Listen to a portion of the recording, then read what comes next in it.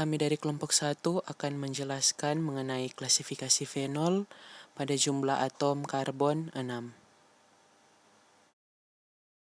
Yang pertama yaitu definisi. Fenol atau asam karbolat atau benzenol adalah zat kristal tak berwarna yang memiliki bau khas.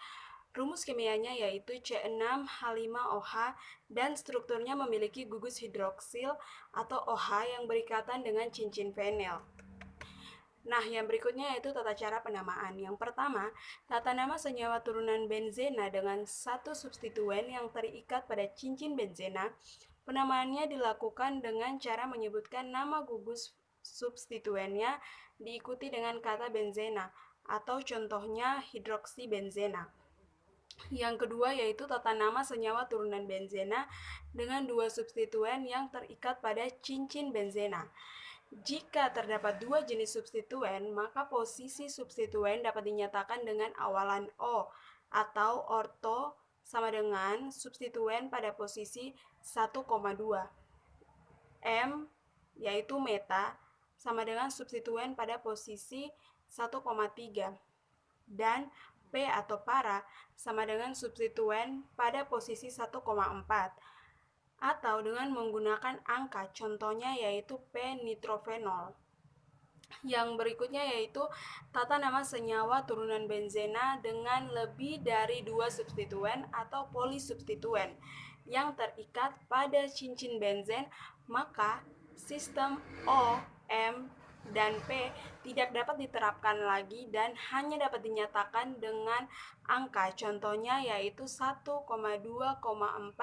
trinitrobenzena, 2,4,6 trinitrotoluena. Baik, yang selanjutnya reaksi-reaksi fenol. Yang pertama, esterifikasi fenol.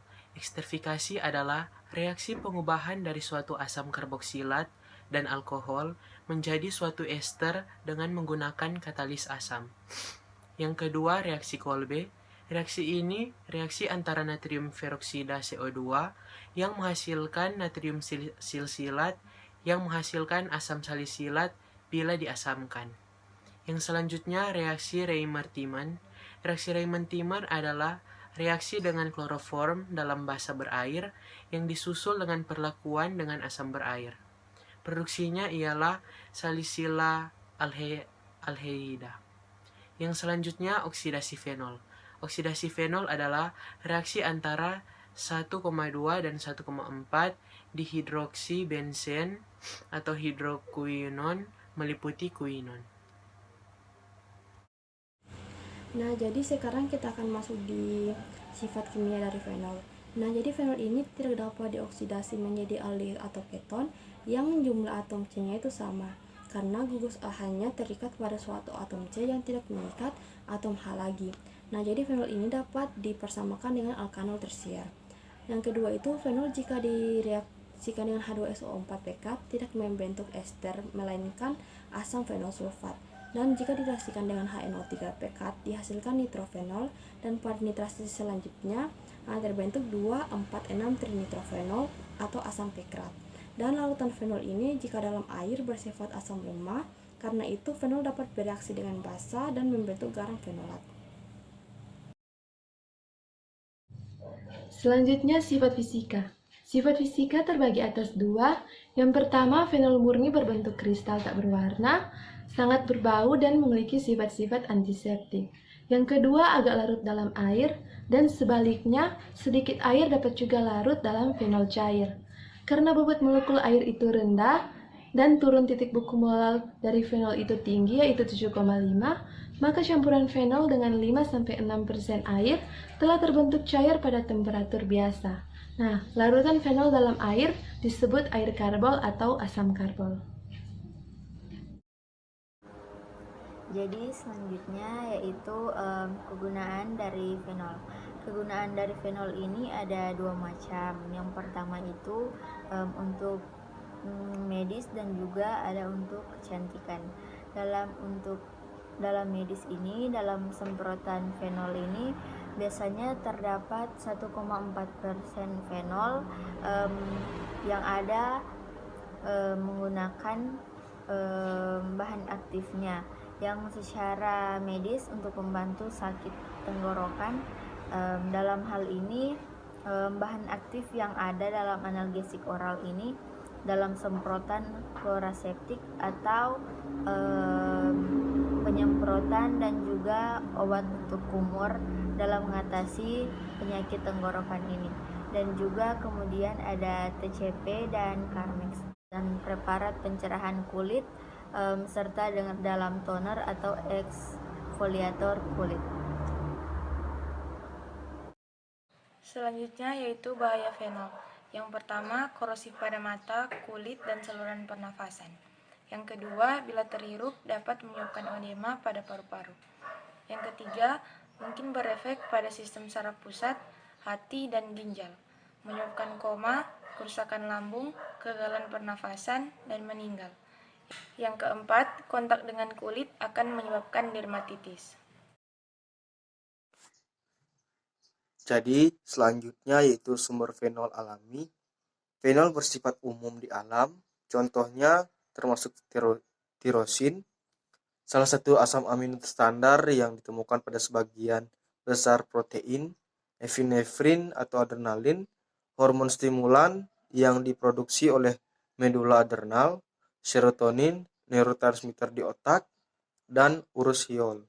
Iritan yang dikeluarkan oleh poison ivy untuk mencegah hewan memakan daunnya.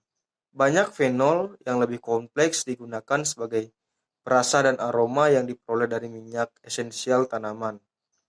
Sebagai contoh, vanilin, bumbu utama dalam vanila, diisolasi dari kacang vanili, dan metil salisilat yang memiliki rasa dan bau minty khas, diisolasi dari ganapura. Fenol lain yang diperoleh dari tanaman termasuk timol, diisolasi dari timi, dan eugenol diisolasi dari cengkeh. Di sini ada pembuatan fenol dengan proses racing. Langkah-langkah utama dalam proses ini adalah produksi klorobenzena dari benzena, asam klorida dan oksigen, dan hidrolisis klorobenzena menjadi fenol berikutnya. Kemudian langkah pertama menggunakan katalis tembaga atau besi klorida dan memaparkan bahan ke udara pada suhu 250 derajat Celcius. Pada langkah kedua, klorobenzena yang dihasilkan dimasukkan ke uap pada suhu 450 derajat Celcius melalui katalis silikon yang menghidrolisis klorobenzena menghasilkan fenol dan hidrogen klorida yang kemudian dapat didaur ulang kembali ke langkah pertama. Karena sifat dua langkah proses racing, Hooker dapat digunakan untuk menghasilkan klorobenzena atau fenol. Jadi, ini merupakan tabel klasifikasi fenol berdasarkan jumlah atom C.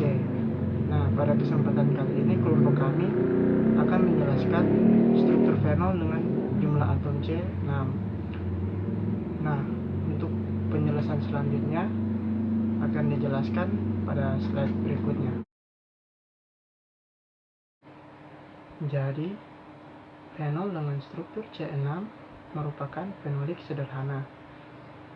Nah, senyawa ini memiliki sifat bakterisidal, antiseptik, dan antihelminitik. Senyawa ini juga merupakan hasil dari substitusi gugus fenol. Nah, substitusi tersebut dapat berupa substitusi 2 gugus dan 1 gugus yang dalam posisi orto, meta, dan para. Nah, salah satu contoh senyawa fenolik sederhana yang tersubstitusi oleh 2 gugus dan 1 gugus hidroksi secara berturut-turut adalah fluoroglucanol atau 1,3,5 trihidroksi benzen.